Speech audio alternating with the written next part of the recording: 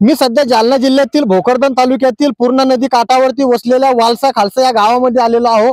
मी सध्या या पूर्णा नदीच्या पात्रामध्ये आहे आणि या ठिकाणी या गावाला स्वातंत्र्याच्या 75व्या वर्षानंतर देखील रस्ता नसल्यानं या गावकऱ्यांना येण्या जाण्यासाठी मोठी ताळंबळ निर्माण होतीये। आणि आपण जर पाहिलं तर मी या हुडीमध्ये आहे आणि ही जी हुडी आहे या हुडीमध्ये हे जे गावकरी आहे या गावकऱ्यांना जे दळणवळण करावं लागतं, हे दळणवळण करण्यासाठी यांनी एक जुगाड तयार केलेला आहे आणि ते जुगाड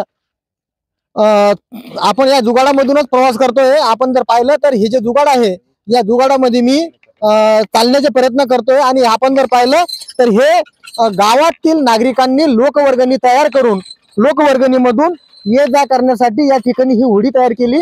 कारण या गावाच्या मध्यभागी असलेली ही जी पूर्णा नदी आहे, पूर्णा नदी काठावरती वसलेली ही नदी गाव आहे आणि या गावकऱ्यांना जाण्या येण्यासाठी रस्ता नसल्यानं यांना पर्याय व्यवस्था म्हणून ही होडी आपल्याला या ठिकाणी दिसतीये। आणि या पाण्यामध्ये मी कॅमेरामॅनला विनंती करणं आपण पाहावं आणि या संदर्भात आपण गावकऱ्यांची देखील प्रतिक्रिया जाणून घेणार आहोत। दादा काय सांगसाल, तुमच्या गावाला आज देखील रस्ता नाहीये, म्हणजे स्वातंत्र्याच्या 75व्या अमृत महोत्सवामध्ये आपलं भारत देश जगतोय आणि तुमचं गाव आज देखील मागासलेलं दिसतंय रस्त्याच्या पायात।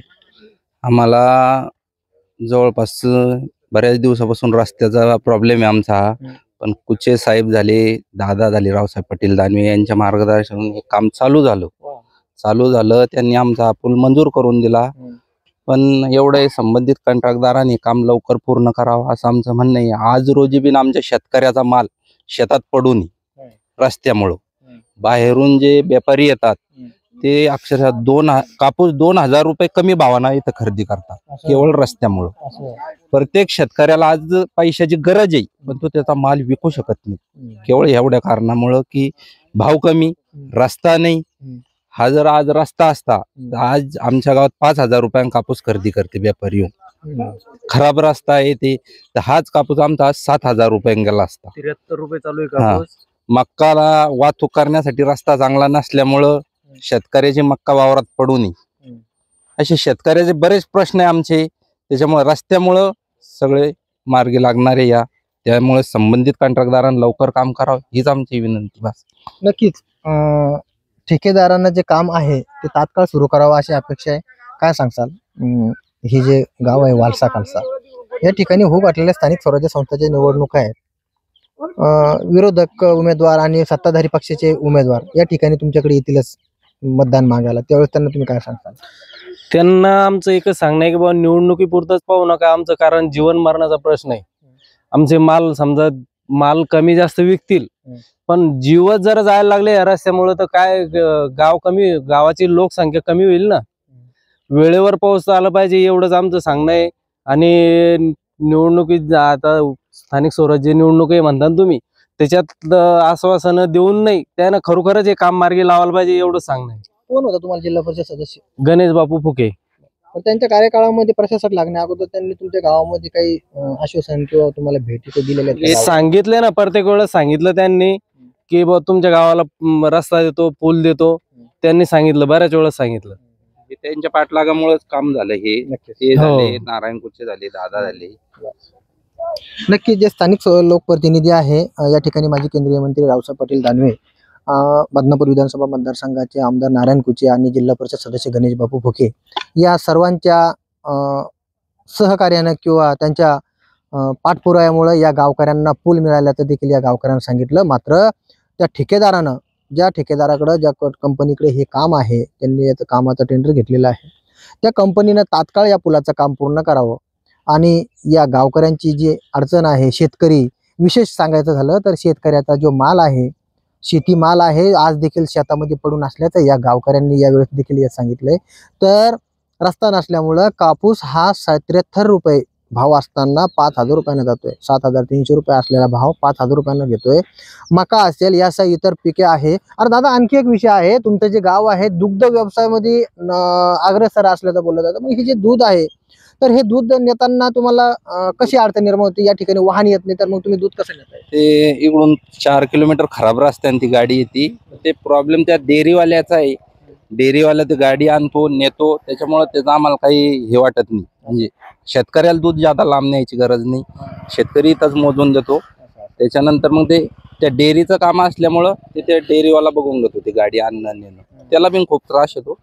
गाडीवाल्याचं असं म्हणणं आहे की बाबा इथून आमच्या इथून 3 क्विंटल जर दूध जातं ना, तर ते रस्ता खराब असल्यामुळं सांडत जातं. ते 2 क्विंटल 75 किलो भरतं. म्हणजे त्याचे नुकसान दूध उत्पादकालाच भोगावं लागते. म्हणजे त्याचं जे होणारं नुकसान आहे ते हा. उत्पादकाला जे दुधाचा जो भाव आहे हा. त्यामध्ये कमी भाव घेतो का ते? कमी भाव नाही घेत, पण 25 लिटर जी घट येते ती दूध जे उत्पादक आहे त्याच्यावरच येते. ती डेअरीवाले कुठून भरून देते? त्याच्यामुळे ती भर जी ती शेतकऱ्यालाच भरावं लागते. असं पण नुकसान होतं आमचं भरपूर. पण आता ते काय सांगता, असं सांगण्याजोगं भरपूर आहे. डोळ्यात पाणी येईल सांगताना, पण ते सांगता नाही येत नाही एवढं. अक्षरशः हे जे गावकरी आहे या गावामधील जे समस्या आहे, या समस्या सांगताना, समस्यांचा पाडा वाचताना खूप अशा भावना व्यक्त होत आहेत त्यांच्या. मात्र प्रशासनानं 75व्या वर्षानंतर देखील या गावाकडे दुर्लक्ष केल्याचं या ठिकाणी दिसतंय. या ठिकाणी या नदीपात्रामध्ये या गावकऱ्यांनी जे जुगाड तयार केलं ते गावकरी आपल्या सोबत आहे. आपण या गावकऱ्यांकडून देखील या जुगाडाविषयी जाणून घेणार आहोत. दादा, काय नाव तुमचं? हे जे जुगाड तुम्ही केलेलं आहे, तर ही संकल्पना नेमकी कशी सुचली? काय झालं, आमच्या गावाला पर्याय रस्ताच राहिला नव्हता. मग आम्ही सगळ्या पोरांनी लोकवर्गणी करून हे जुगाड तयार केलंय. कारण जेणेकरून शाळेतल्या जाणाऱ्या विद्यार्थ्यांना खूप त्रास व्हायचा. त्यांना बोरगावून पैपी जाणं लागत होतं 20 किलोमीटरहून. म्हणून या 3 किलोमीटरला इतर हायवे लागते त्यात. विद्यार्थ्यांच्या शिक्षणासाठी हे जुगाड केल्याचं सांगतायत. काय सांगाल? तुम्ही या गावचे नागरिक आहात. अंदाजे तुमचं वय 60-65 पेक्षा जास्त असावं. 65 वर्षानंतर देखील तुमच्या गावाला रस्ता नाहीये, या नदीतून जाण्यासाठी पूल नाही. काय सांगाल? आता काय वारंवार आम्ही बरीच हे केली कोशिश, पण जमलंच नाही. आता गेल्या वर्षी थोडं काम चालू झालं, पुन्हा बंद झालं. आता काम व्हायला पाहिजे, आमची इच्छा आहे वा, नाही तर आमची हल्ले बेकार आहे. 1-2 पेशंट गेले आमचे पाण्यामुळं गावातले. त्याला वेळेवर दवाखान्यात नेता आलं नाही. त्याची दुर्व्यवस्था झाली, त्याच्यामुळे वारले ते गावात. हा. बरं, ह्या नदीला पाणी असलं, पूर आला, तर मग नेमकं कुठल्या रस्त्याने जावं लागतं? बोरगावून जावं लागतं. बोरगाव मार्गे. असं. हा, पण तो रस्ता खराब आहे. हा, गारा होतो, चिखल. हा, डांबर नाही ना. म्हणजे तुमच्या गावाला कुणी डांबर रस्ता नाही, डांबरच नाही. आदिवासी. हा, पहिलं गाव भोकरदन तालुक्यात आदिवासी, वालचा खालचा. बरं, लोकप्रतिनिधींचे काही आश्वासन काही सांगाल? सगळ्याचे आश्वासन होते, पण एकानं काम केलं नाही. आश्वासन, निवडणूक आली का आश्वासन देतात, विसरून जातात. पुन्हा मग 5 वर्ष कोण पाहत. बरं, आता पुन्हा हो घातलेला जिल्हा परिषद निवडणूक यामध्ये देखील तुम्हाला आश्वासन देतील असं? हा, आता येतील म्हणतील. आता झालं समजा पाणी आटलं की झालं काम चालू. निवडणूक झाली की मग पुन्हा पाहते. दादा, तुम्ही तळमळीने बोलताना दिसताय, काय सांगतात? दादा, आम्हाला या रस्त्याची अडचण खूप आहे. आम्हाला इकडून जर बाहेर गावून जायचं तर 15 किलोमीटर जावं लागतं. रस्ता पूर्ण खराब आहे. त्यामुळे आम्ही अडचणीमुळे रस्ता होडीचा बनवला. बरं, ही संकल्पना कोणी सुचली? कोणाची? आम्ही बरेचशा गावाला बघितली कल्पना, त्यातून आम्हाला कल्पना सुचली. बरं, मग याला किती खर्च आला? बरं, याला कमीत कमी आम्हाला 18,000 रुपये खर्च आला. आम्ही तो खर्च जो आहे लोकवर्गणीतून केला. आम्हाला कोणत्याही सरपंचाची मदत नाही, कशी मदत नाहीये. आम्ही स्वतः स्ववर्गणीतून केलेला आहे. आणखी काही नागरिक आहे, काय सांगाल? तुम्ही या गावचे रहिवासी आहे, काय नाव तुमचं? माझं नाव संदीप जाधव आहे. आता आम्हाला अडचण अशी, पोरं नेऊन घालायचे म्हणल्यावर इथं हजर राहावं लागतं. पोरं तिथपर्यंत जाऊस तरी इथं थांबावं लागतं.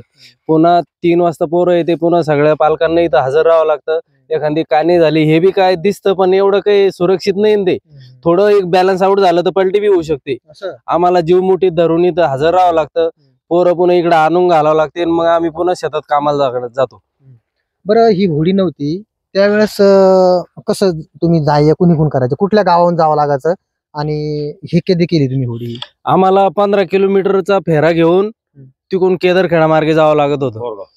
तर केदारखेडला जायला आम्हाला 1.5 तास लागत होता. एवढा रस्ता खराब आहे. आणि पेशंट न्यायचं म्हणल्यावर मग पेशंट गेलं समजा असं धरून चालत होतं आम्ही. आता इथून तरी होडीतून काल परवा एक पेशंट नेलं, ते कसं तरी टायमावर गेले तर ते सुरक्षित आहे. इकडून जायचं म्हणल्यावर पेशंट हातीच नाही लागत आमच्या गावचे. हो, काय सांगसाल? या ठिकाणी ही जी होडी तयार केली, ही गावकऱ्यांना पुढे येऊन का करावं लागली? या रस्त्याची जबाबदारी लोकप्रतिनिधीची नाही का? काय सांगता? लोकप्रतिनिधींचे आहे. लोकप्रतिनिधींना आम्हाला गेल्या वर्षी पूल मंजूर झाला, काम सुद्धा सुरू झालं आणि दादाच्या कुचे साहेबाच्या माध्यमातून कामाला सुरुवात पण झाली. परंतु कामाला काय झालं की काम काय कारणास्तव काहीतरी स्टॉप झालं, ते असं ना? स्टॉप झालं आणि मग त्यामुळे ते काम रखडलं. आता ते पूर्णपणे परत पूर्ववत झालं. ते आता त्यांना डबल उकरावं लागणार आहे. म्हणजे काम चालू झालेलं आहे यार. काम चालू झालेलं आहे. पुलाचं. चालू केलं होतं, सगळं झालं, पण ते त्यांनी वर कॉलमच नाही आले. मग ते काम परत आता पाणी आलं तर परत बुजून गेलं ते. मग आता काय आमच्या गावाला इकून बोरगाव मार्गे असं जर जायचं तर रस्ता भरपूर खराब आहे. जवळजवळ 1-1.5 तासाचा फरक पडतो आणि इतक्या लांबून जायला त्याला खूप वेळ जात होता. म्हणजे आमचं अंतर वाढलं, सगळं वाढलं. आता भोकरदनला शाळेत लहान लहान मुलं यांनी सांगितलं जसं यांची मुलं तिकडे जातात शाळेत. आता पलीकडे गाडी उभी राहते, इथून मुलं न्यावं लागतात. इथून मुलं न्यायचे, परत शाळा सुटली आले की परत ते घेऊन यावं लागतं इकडं. म्हणजे रस्त्याची खरोखरच दयनीय अवस्था आहे. इतके वर्ष झाले पण लवकरात लवकर हा प्रश्न सुटावा एवढीच विनंती आहे. ते काम चालू करतीलच, त्यांनी आश्वासन दिलेलं आहे, आम्ही पाणी आटलं काम चालू करू. फक्त त्यांना विनंती लवकर जसं होईल तसं त्यांच्या पद्धतीने त्यांनी लवकर काम सुरू करावं. कारण स्वातंत्र्य काळापासून आमच्या गावाला अजून सुद्धा डांबर रस्ता मिळालेला नाही. स्वातंत्र्यानंतर बी नाही. तुम्ही आमच्या गावाला 2च रस्ते, एक रजाळा मार्गे जावं लागतं किंवा मग बोरगाव मार्गे केदारखेडा, हे दोन्ही याला डांबर नाहीये.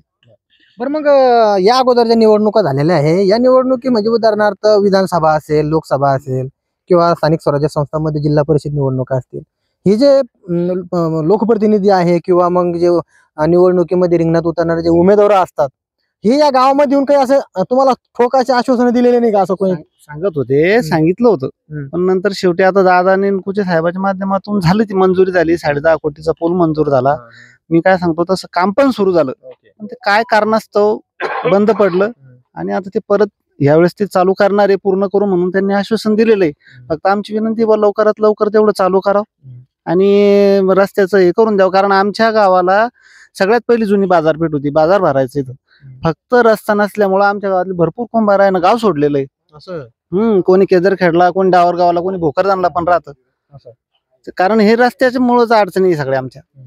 आणि आता 2-4 दिवसापूर्वी तुम्ही बातमी वाचली असेल की पेशंटला डायरेक्ट आम्ही ते पॅरालिसिसचा अटॅक आला होता, बाजीवर नेलं लोकांनी याच्यावर टाकून. इतकी दयनीय अवस्था आहे बा. काही नाही, विनंती द्यायला की त्यांनी लवकरात लवकर रस्त्याचं काम चालू करावं आणि यंदा हा पूल करावंच, पूर्णच करावं, बाकी काही नाही. नक्कीच या ठिकाणी हे जे गाव आहे, या गावाच्या जाण्या येण्यासाठी पूर्णा जी नदी आहे, या नदीवरती पुलाचं काम चालू असल्याचं देखील या ठिकाणी सांगितलं गेलंय. मात्र ते तात्काळ चालू करावं अशी अपेक्षा या गावकऱ्यांनी केली आहे. आपल्यासोबत हे वयोवृद्ध आहेत. काय सांगाल, तुम्ही या गावचे रहिवासी आहात, जाण्या येण्यासाठी या नदीवर पूल नव्हता,